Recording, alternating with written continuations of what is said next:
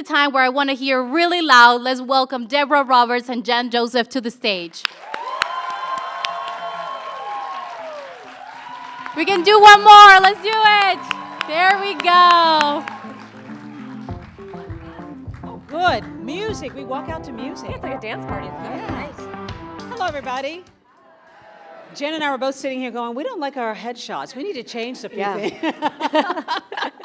Always good to start with that. Yeah, you know? there you go. Well, thank you everybody for having us. And I guess we'll just get started because we want to make sure that we leave plenty of time for questions for you for the end, Deb. This is so cool because this has never happened before. I know, we're normally in a closed-door office talking about things. In a meeting, and planning out a story for 2020, but now you get to do the work, so I like it. back. I feel very you right now in the interview chair.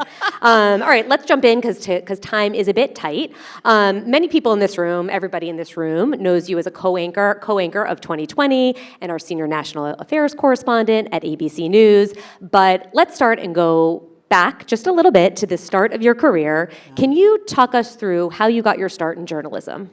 How I got my start in journalism. Well, I have to say, I think it started long before I began working in the industry. When I was growing up in small town Perry, Georgia, maybe you're going to go back to my background growing up, but I grew up a little kid in the South, and like so many kids at that time, we would watch the evening news together with our family, and I just remember watching Walter Cronkite on CBS News, and that's the way it is. He would always talk about that at the very end of his program. But watching the reporters, and I was so intrigued. Now, mind you, I knew nothing really about the television news industry. I didn't know anybody who was in the television news industry, but I was just so fascinated by it. And then I began to see the face change of news. More women, more women of color, and just a real shift. And I started thinking like, wow, wouldn't that be cool? Wouldn't that be cool to just be able to go out and cover stories and be in the thick of all this stuff that was happening? And in the 70s, it was like post-Vietnam War, and there was, a little bit of civil rights struggle still going on.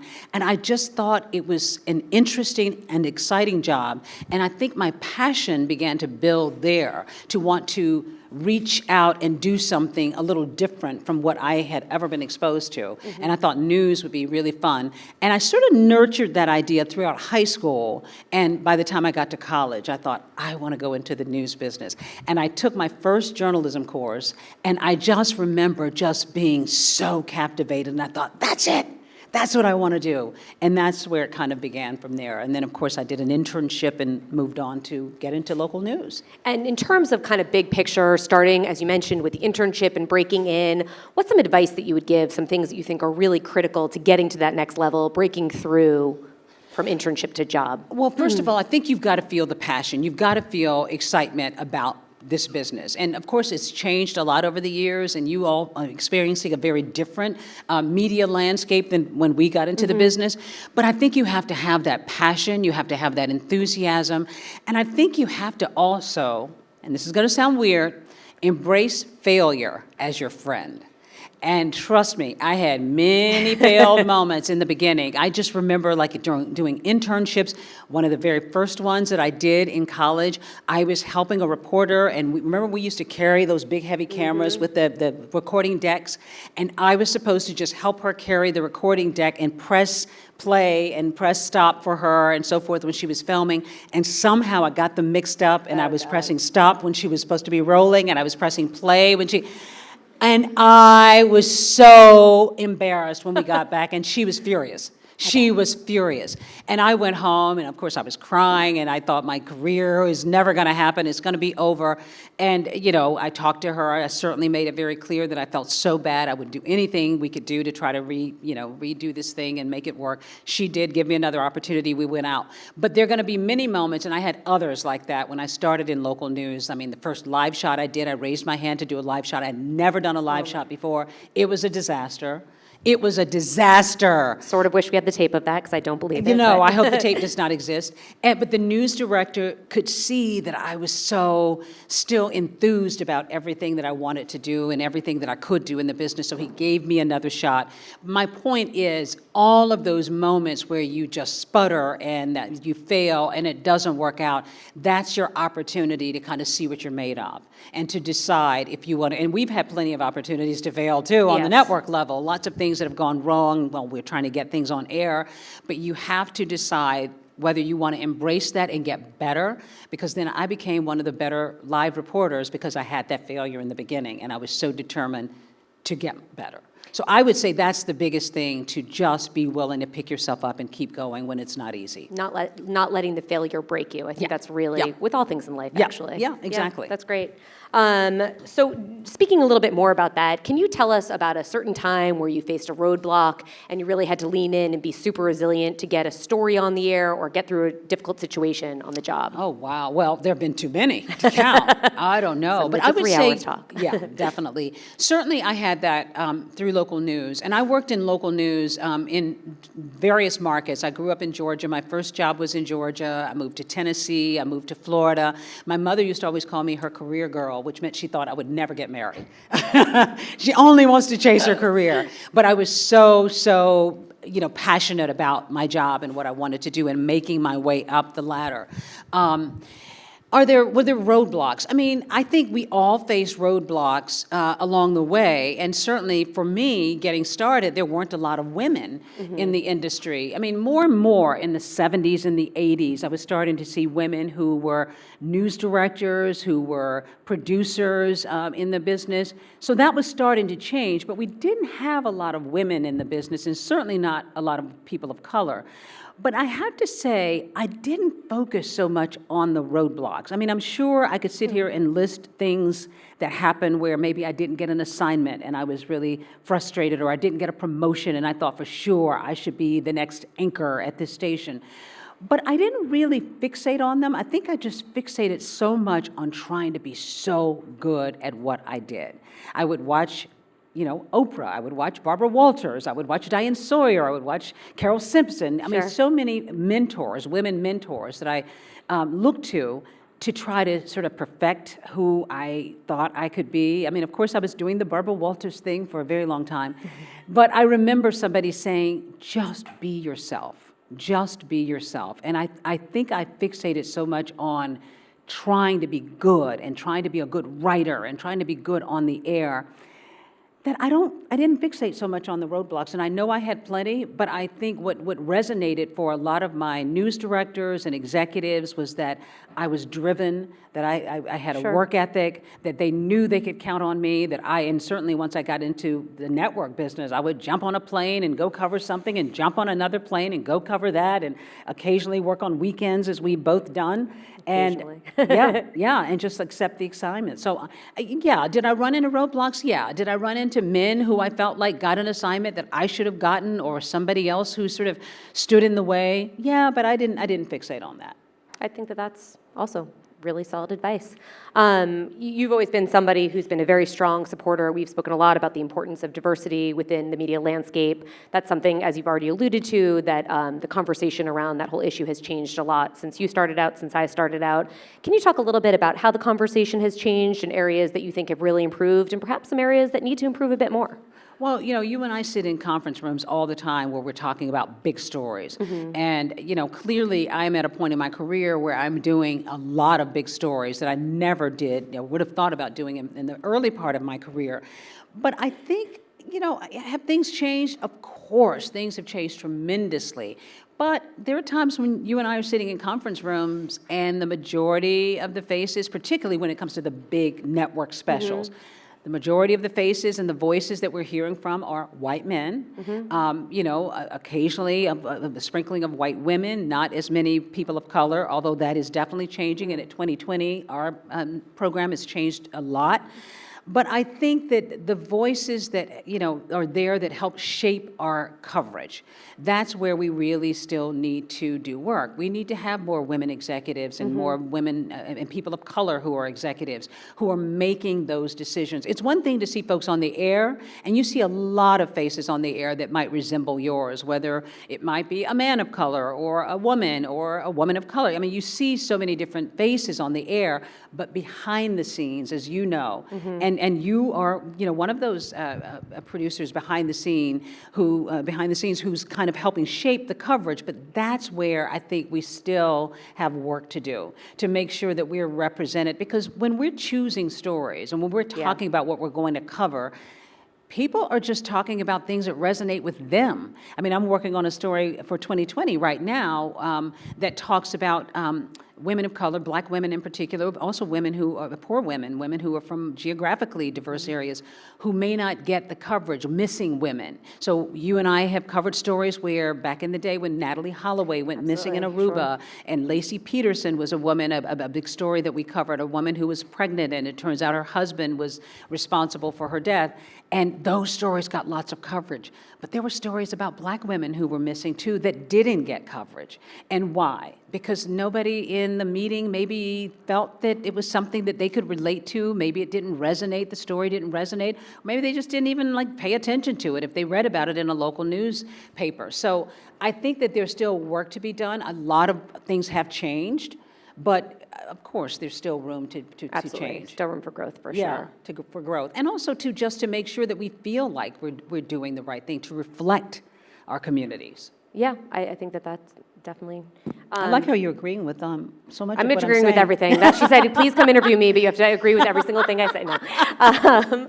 You spoke about Barbara Walters. You and I shared her as a mentor, which is amazing. Yeah. Can you just talk a little bit about mentors and the importance of them, and perhaps some advice for how people out here can go about finding their mentor, the people who can really help guide them on their journey? When I met you, you were working with Barbara, and you looked terrified a lot. That's where I learned the agreeing right away. She was tough. Barbara Walters, to me, just set the bar so high. I think we both would agree. Her work ethic was just insane. I would see Barbara still in her office torturing her producers and writers and folks like you till the very end when she's about to do that big interview, whether it's with the President of the United States or a big name, a celebrity or somebody. She was working until the very last, perfecting her questions, making sure she had all the research that she needed, making sure that she was going to hit all those things that might help her make a little news in that interview. I mean, Barbara was just tireless. So I think that having her as a mentor, and she was never designated my mentor. Of course, I saw her and knew about her in the industry, and she called me when they were trying to recruit me at ABC News. Barbara Walters actually called me on the phone and said, "We'd love for you to come over and talk with us." And that meant so much to me, having obviously watched her over the years.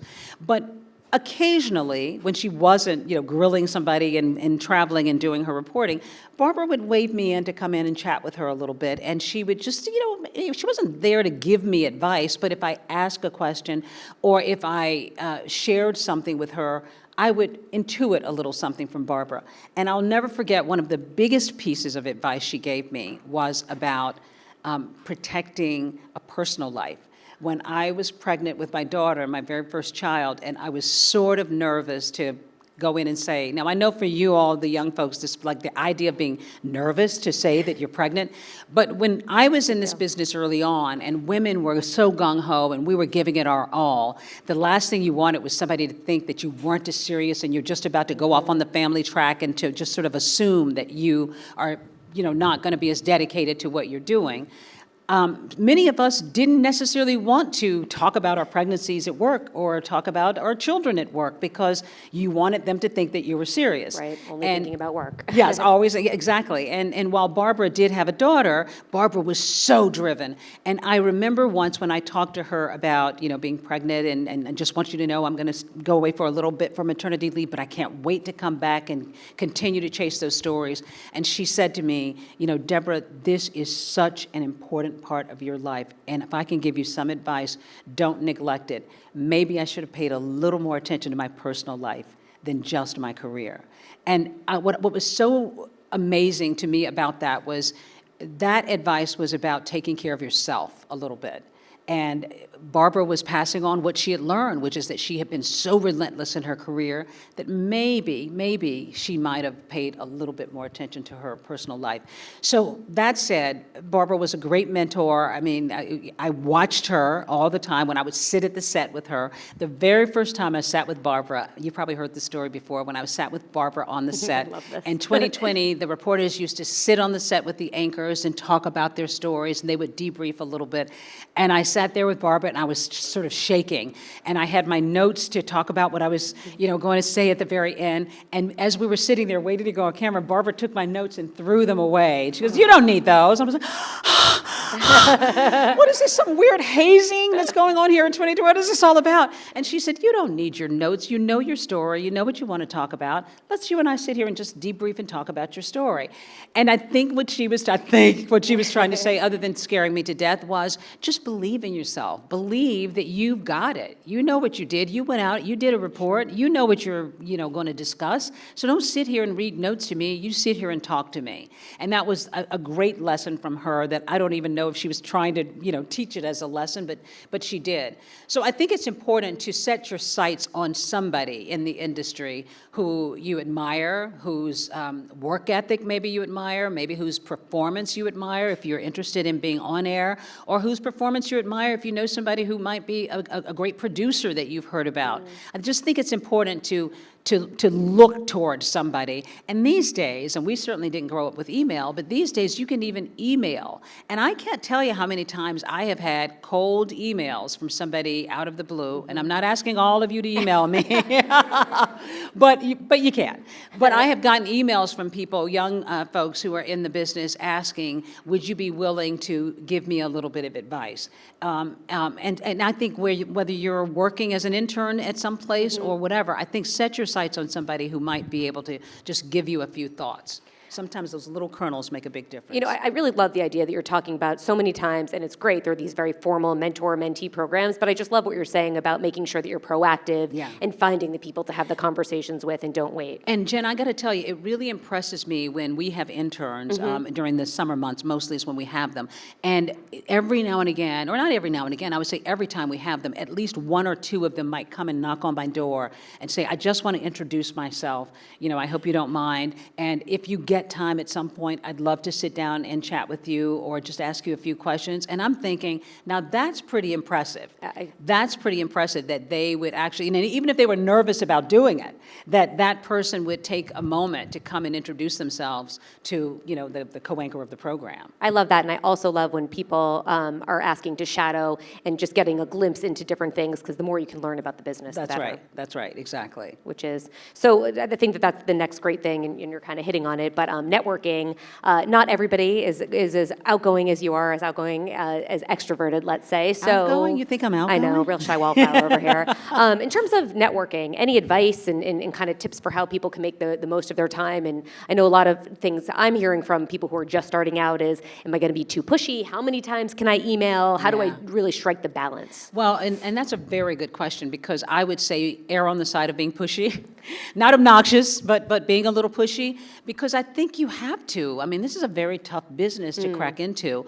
But I also think that people recognize passion, they recognize competence, I certainly do. They recognize somebody who just really, really is looking for an opportunity. So I would say, certainly if you're at some summit or some event where you get a chance to meet some folks who are in a profession that interest you, certainly introduce yourself, maybe make it a point to find out, could you be in touch with somebody?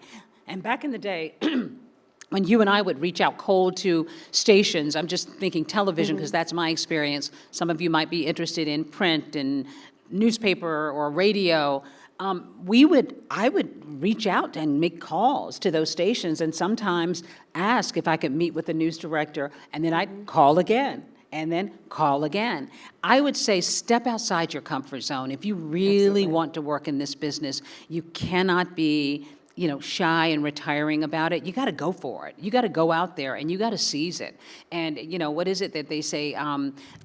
Opportunity is when preparation and I forgot what the whole thing is, but when preparation and something meet, that's real opportunity. Who can remember what that is? Yeah, but you know what it is. I forgot exactly what it is, but being prepared and having a little chutzpah, get out there and push. And I think you can get a good feeling if you're being a little too pushy, but I think a little pushiness will get you a long way. Yeah, and I think personalizing it too, right? Like I know you and I have spoken about this. When somebody's reaching out to you and they can talk specifically about a story of yours that they've just watched, and it's specific, not just, hey, can you help me figure out the next thing? Exactly. Like, oh, I just like your work, but I remember you did that story on blah, blah, blah, and that spoke to me. Certainly, I think be specific. That really makes a difference.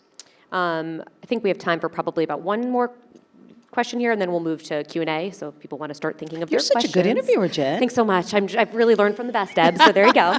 I know we've talked a lot about advice, but you've had such an incredible career. Do you want to talk about one or two stories that really stand out, things that you're super proud of? And I know it's really hard to narrow it down. Yeah, it is very hard to narrow down, but there have been certain ones that are special.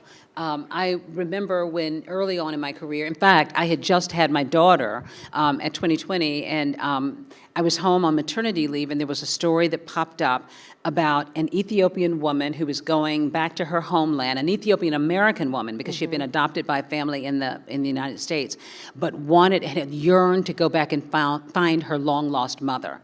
And this story just sort of happened, and I don't remember how we found out about it, but suddenly when we found out that this woman was going and there was an opportunity for us to follow along, they were traveling like in 3 days or 5 days or something like that.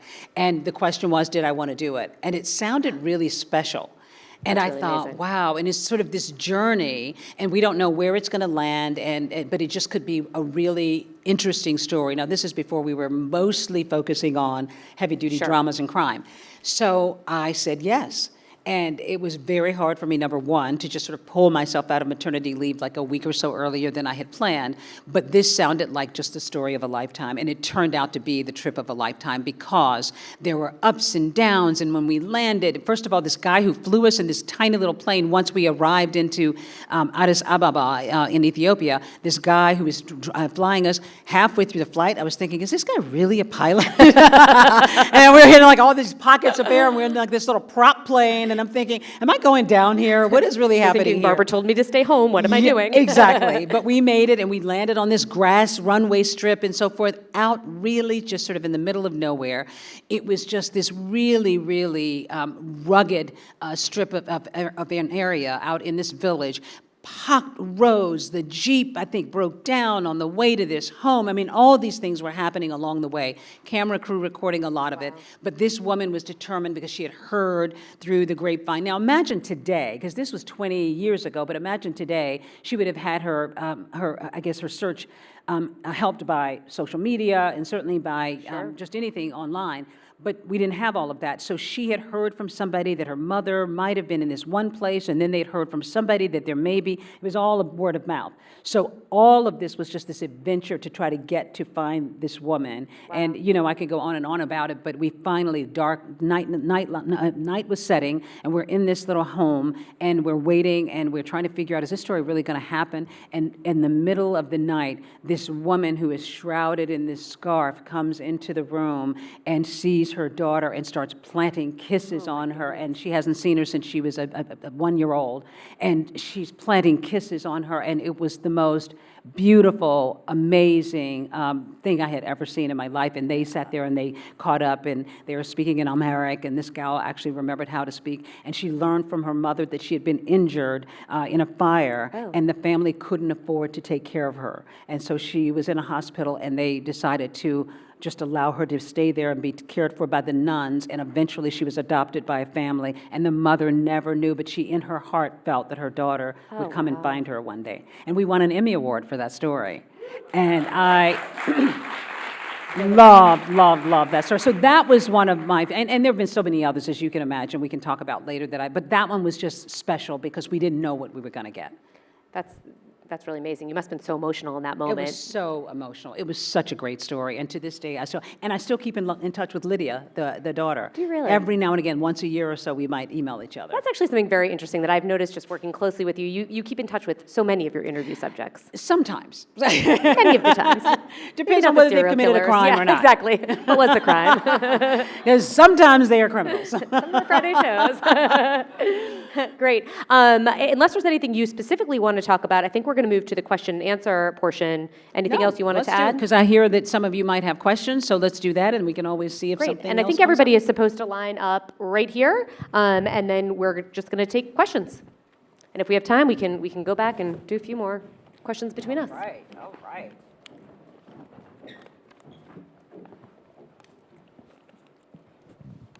Hello? I'll pull my glasses out so I can see you. There we go. Hi. Hey, Deborah, how are you? I'm good. How are you? First of all, I want to compliment you on your outstanding communication skills. Thank you. Used on the panel today. Specifically, what I was impressed by was your strategic pauses. Oh, Yes. thank you.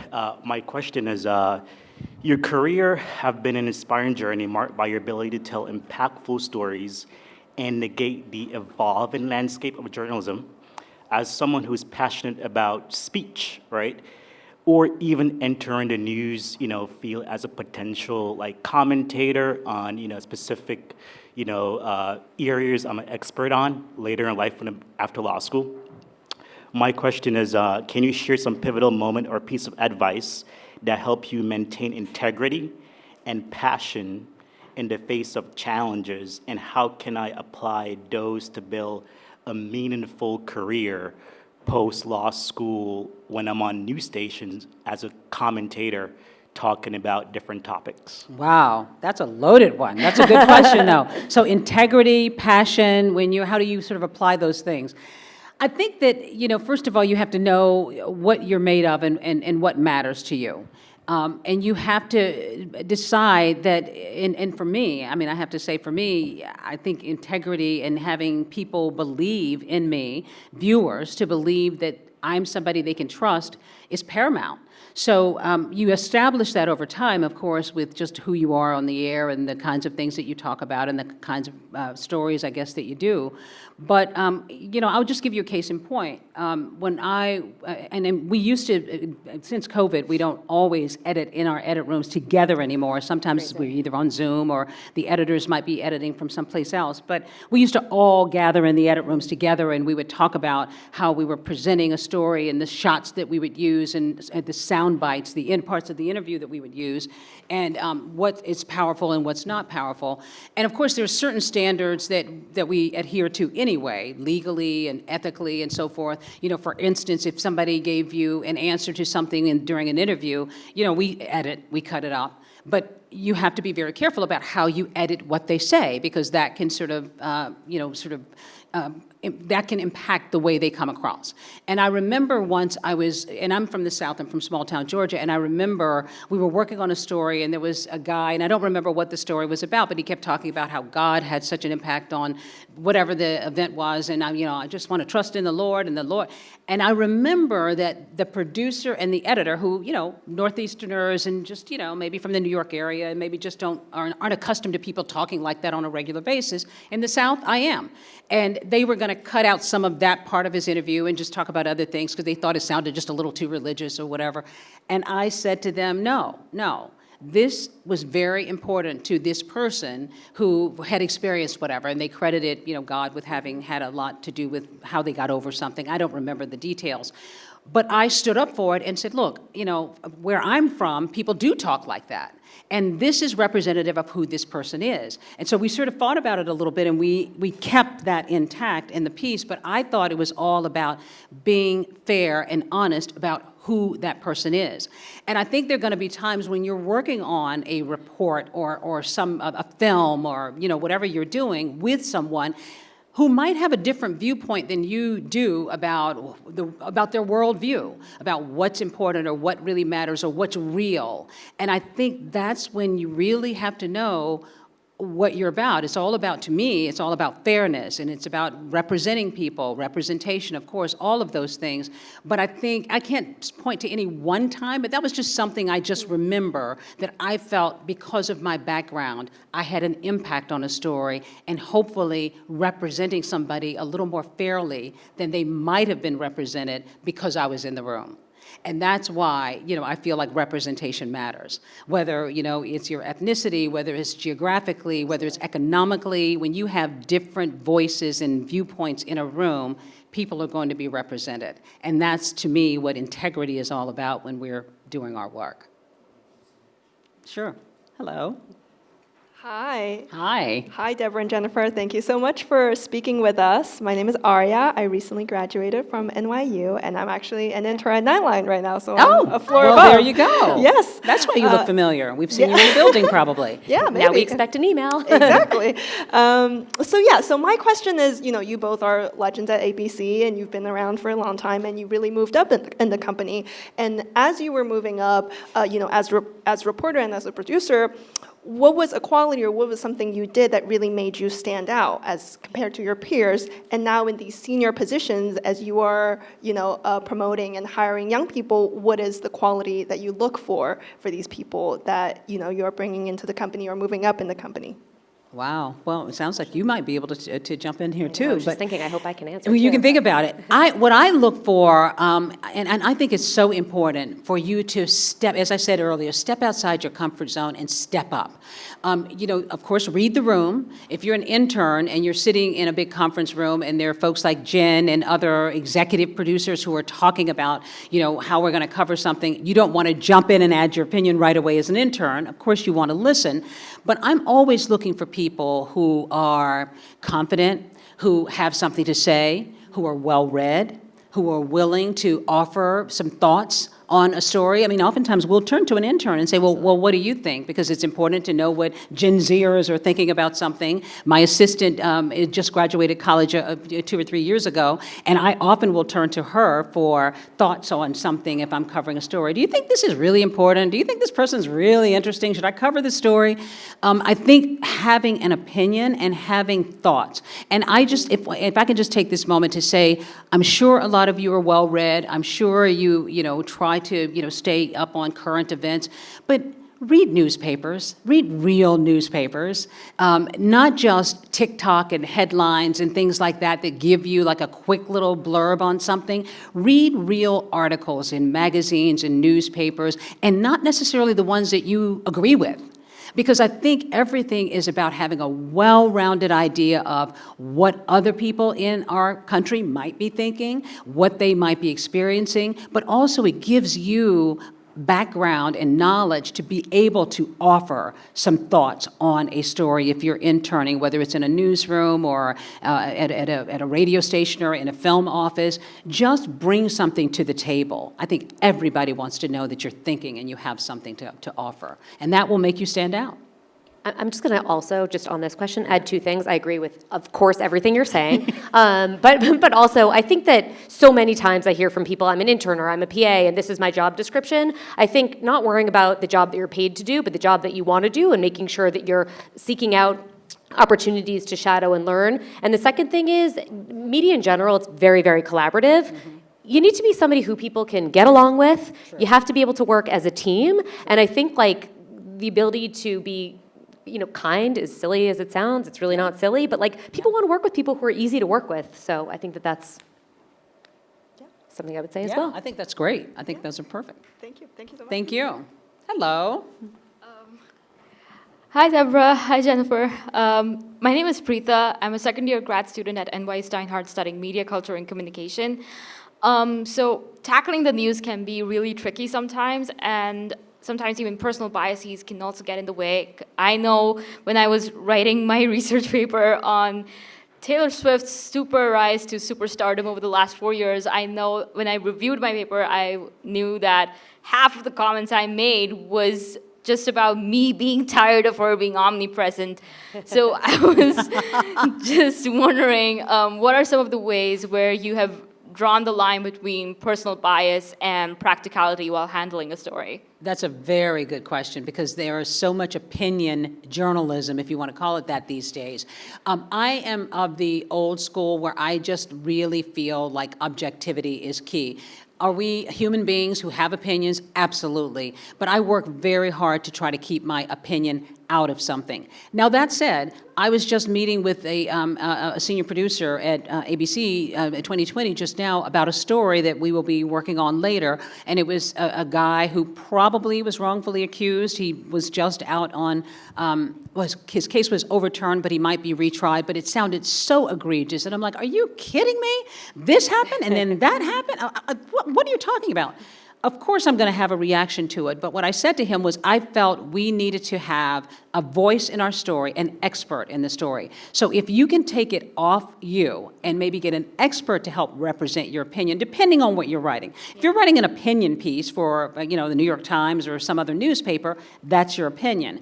But if you're working on a story and you're really attempting to try to give both sides of an issue, which I would advise, I think it's important not only to sort of maybe try to find a way to get your opinion in, but maybe to look for people who might have the opposite opinion of you. And so that will keep you balanced so that you can recognize, yes, there may be plenty of people who are like, give me a break, but then there may be other folks who are just gung-ho. And I think that striking that balance is what we strive to do all the time, even if you feel there is something that is so absolutely obvious or egregious in a story.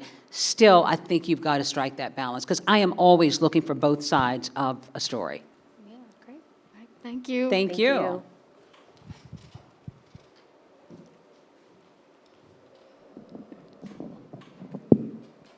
Hello. Can you hear me? Yes. Hi, Jennifer. Thank you for moderating. I'm actually a big fan of George. That's the other reason why I watch ABC. So Oh, good. thank you for being here. Of course. Deborah, thank you for being a keynote speaker today and inspiring us. I actually came from Alabama a week ago as a keynote speaker on disability rights, disability awareness, and disability inclusion, because it's important for the disability community to be included, not excluded, in the job market. And I don't say this to paint myself as a victim, because I'm definitely not a victim. I am grateful for those employers, those mediums who have given me a chance to cover the employee stories of New York City. But my question is, we have seen many times that the system is broken, and we need experience in order to work. But once the employers see us and they see that we are different, we are not good enough for them. So you were talking about the system is broken, we need experience, and I'm sorry, I missed the last part? We need experience to get a job. But when we apply to a job and we get the interview, employers look at us. They don't like what they see, Yeah. and we're not good enough. Currently, 67% of New Yorkers with disabilities and 85% nationwide are unemployed.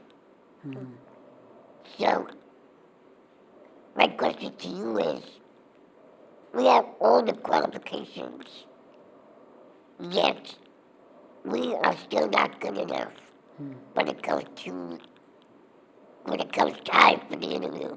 Yeah. And we don't even get an email follow-up as a rejection. They just never email back. How can we fix the system? Wow. What can we do differently?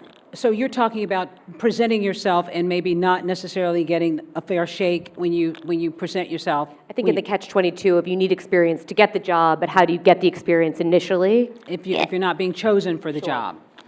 You know, I think that's a problem in any industry, whether it's media or not, and there's always going to be challenges, and when you present yourself, I mean, it's a very subjective business. People are going to choose people that sometimes they feel comfortable with, people that they feel like they can relate to. There's an inherent bias, I think, systemically in industries everywhere.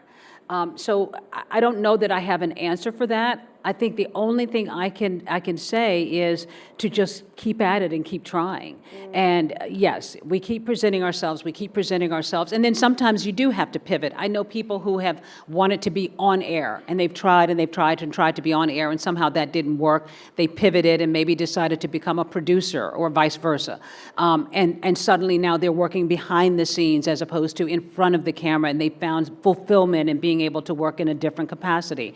I don't think that there's any good answer to it. I mean, we know that there's bias in all systems. Has some of that gotten better? Absolutely. In our industry, I definitely think, and particularly over the last 4 years since COVID and since the tragedy of what happened to George Floyd, there were a lot of questions, and there's been a lot of talk about industries everywhere and how we approach people and how inclusive we are or not. So I think it is true. It is tough to get the experience if you can't get in the door. But I have always just said to people, you've just got to keep at it and keep at it and keep at it. Even though it may be difficult, I think tenacity sometimes will get you finally through the door. Thank you very much. Of course, thank you. Thanks for the question. And that is so true. I mean, we've all been in that case where you feel like you just can't get a fair shake. And, sometimes it's a hard decision. I mean, whether you're in media or whatever, sometimes you have to decide whether that is for you. And, I would like to think that it's based on talent and merit and all of that, but we know that's not always the case. So sometimes it's all about deciding how much you really want to pursue and pursue and pursue. Yes, ma'am. Hello. Hi. I'm Hannah. So I'm working on a story right now about my great aunt who, when she newly immigrated to the country, was institutionalized for female hysteria when that was still a diagnosis. And it's proven very interesting because I'm coming at this from a far more personal perspective than I have when I've worked on other things. And I've wondered if you've ever worked on a story like that and if you had advice for that. I have worked on stories about Alzheimer's. My mother died from complications of Alzheimer's. I had a sister who also was affected. I've worked on stories about cancer. I have had siblings who have suffered from breast cancer and lung cancer. Sometimes I think that is a helpful thing because you bring a compassion and maybe an understanding to an issue that other people may not have.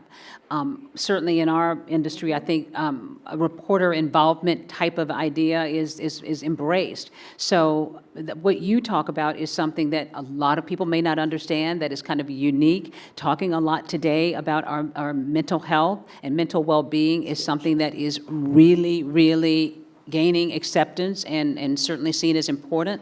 So I would say embrace the idea that you have access to and knowledge about a subject that not everybody does. And you can help shine a light on that and make people more aware and hopefully maybe more not only educated, but compassionate. So I see it as a strength. That could be your superpower, reporting on something that you have some personal knowledge of. Thank you. Thank you. Hello. Hi, good afternoon, ladies. Thank you both for being here. First, I just want to preface this by saying that I'm fangirling really hard right now. I appreciate watched that. 2020 when it used to be on. When I was a kid, 2020 was on Friday nights, and like I was 8 years old watching 2020, like staying up a little later to watch Point at Still is. television. Hope you're still watching. Exactly. to watch investigative reports. So a lot of my friends were doing other stuff. So I just, yeah, and I still do. You just handle everything with such professionalism and poise, and even when you're interviewing people who are, just done heinous things or whatever, you know. Yeah, there are a few of those, yes. Earlier when you were speaking, you touched on motherhood and your early, when you first became pregnant with your daughter. I'm just starting a career now in journalism and publishing. Hopefully, we'll see where I land in those. But I have a daughter. She's 3 years old, and I just wanted to find out. Congratulations. Thank you. I just wanted to find out how you balance or how you handle the demands. I'm sure it's very time-consuming demands of journalism with motherhood and how you balance that time, because it's something I'm worried about a little bit, how I'll be able to handle that. So I just wanted to have your advice. It is not easy. I'm sweating a lot. And you can jump in here, Jen, too. It has been a real evolution for me because I certainly, as I said, began in the business during a time where it wasn't as embraced. And I had plenty of friends, whether they were in media or other professions, who were a little careful to talk about whether they wanted to step out of the office to go to a parent-teacher meeting, or maybe you had a child who was sick, and women would lie and say they had something else that happened. Maybe they were sick. You really didn't want to lean in to the motherhood thing because we were making such strides as women in this business. You certainly didn't want people just looking at you as the mom. But now that we are in an era where people are taking parenthood leave, not just women, but men are taking leave, and we certainly are starting to recognize that family matters a lot more than used to be. It certainly is easier. I think Jen would probably agree. But, it's not easy in the sense that if you're, really dedicated and you're working on deadline and you're working on a story, that oftentimes you have got to, whether you're traveling nationally or internationally, whether your job requires that, or it's just being at the office and working late. It's very hard, and you're trying to figure out, maybe something, with your child. How old is your daughter? 3. 3. So you're trying to decide you want to make it to the school play, or you want to go make it to pick your kid up at the end of the school year, and you don't want to be late. But sometimes maybe you can't do it because you're working on a project and a deadline. It's really, really hard. But somebody said to me years ago that think about, we talk about juggling all the time. And you think about juggling balls, right? And some balls in your life might be wooden, and some balls might be, some lightweight metal, and some of them might be crystal. And you have to decide when you're juggling which ones are the balls that you're willing maybe to drop and which ones you are not willing to drop. And that's not an easy analogy because, of course, there are going to be times you beat yourself up and you feel like, oh, I should have, I could have, I should have been there more. But my family, I think, at the end of the day, I do try to prioritize more. So if there have been plenty of times where I've missed some things, and I will weigh whether or not it felt like it was worth it to get a story on the air. But then there have been plenty of times, too, where when my children were little, maybe occasionally they came into the office, or maybe occasionally they joined me on an assignment, or I made sure they watched what I was doing, and I got home and they were so excited to talk about what they saw and what I did, if it was an appropriate program, of course. So I guess the long answer is to say it's tough. You as a mom, and certainly as a parent, no offense, guys, but as a parent, I think you're constantly sort of doubting, are you in the right place and doing the right thing, and you beat yourself up a lot. But that gets easier as time goes on, and you just have to know in your mind what the priority is. And there have been times where I've had to pass up an assignment. But now I'm at a point in my career where I feel more comfortable doing that. Early on, I didn't want to do that because you worry that you might not get the next one, or you might not be asked again. So it's a constant juggling act, I think, and you get a little better with it as time goes on. But it certainly is a more friendly environment these days than it was when we began in the industry. I also have children, and I know many people here probably don't have children, but maybe you're dealing with caring for a parent or something else that's distracting you outside of work.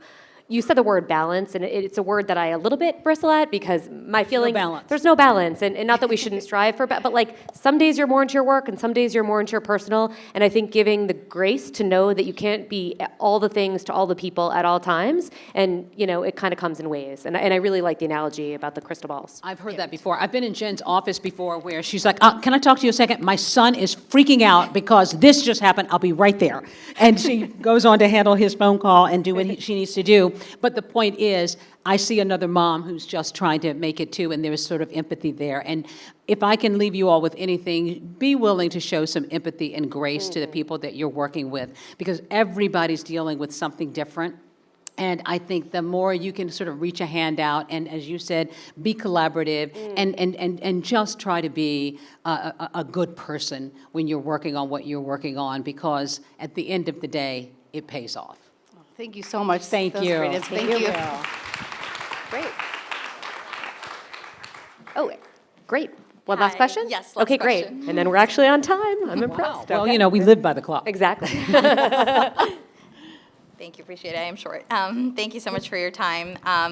I just graduated from NYU last month. I also went to Dalton, and I remember your daughter. And yes, my brother was in. What's your name? Miranda Wilkins. Miranda. Yes. I will tell her I saw you. Oh, that'd be great. So I'm curious about sort of being in the news at this time, and it's a really fraught time in the U.S. and in the world, and we're in an election year, and there's a lot of strong opinions and voices, and sort of how are you navigating telling stories and reaching people, and what's sort of that balance of the facts and then also those sort of human-centered pieces that can connect with people and that empathy.